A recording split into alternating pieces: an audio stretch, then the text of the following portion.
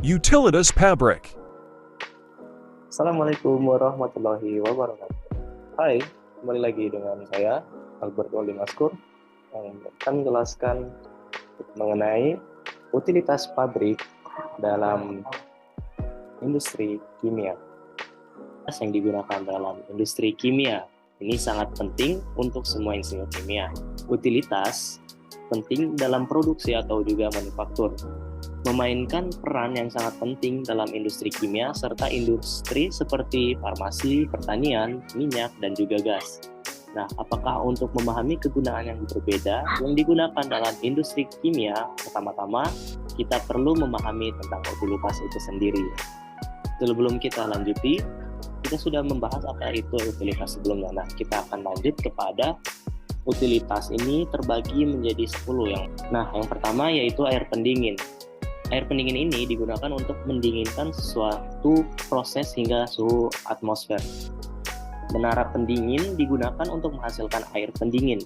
Ada berbagai jenis menara pendingin yang tersedia seperti menara pendingin rancangan alami, menara pendingin rancangan mekanis.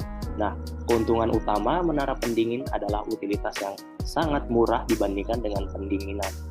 Kerugian dari air pendingin ini juga adalah tidak dapat digunakan untuk pendinginan di bawah dari 25 derajat Celcius. Nah, yang kedua yaitu air pendingin atau chiller. Chiller ini digunakan untuk menghasilkan air dingin. Air dingin digunakan untuk mendinginkan proses yang di bawah 25 derajat Celcius. Nah, kerugian dari chiller ini adalah tidak dapat mendinginkan proses di bawah dari 8 derajat Celcius. Yang selanjutnya yaitu air garam dingin. Air garam dingin ini digunakan untuk mendinginkan proses melebihi 8 derajat Celcius. Yang keempat yaitu kettle uap. Kettle uap digunakan untuk menghasilkan uap yang digunakan untuk memanaskan proses. Uap tersedia dalam berbagai tekanan seperti tekanan rendah, tekanan menengah, dan tekanan tinggi. Uap bertekanan tinggi membutuhkan lisensi IBR.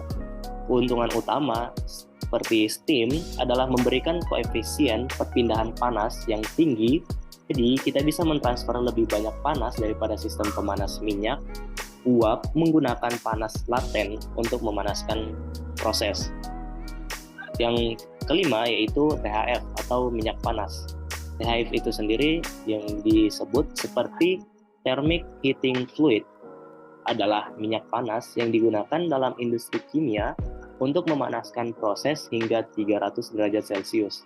Nah, ada juga kerugian dari THF ini yaitu memberikan koefisien perpindahan panas yang rendah daripada uap. THF hanya menggunakan panas sensibel untuk memanaskan suatu proses. Nah, berikutnya yaitu selanjutan dari proses pabrik. Yang selanjutnya yaitu air panas. Air panas digunakan untuk beberapa aplikasi khusus di mana uap dan minyak tidak dapat digunakan. Butuh sistem air panas untuk menghasilkan air panas tersebut. Seperti berikutnya yaitu udara. Udara digunakan untuk tujuan sebenarnya dalam industri kimia ini.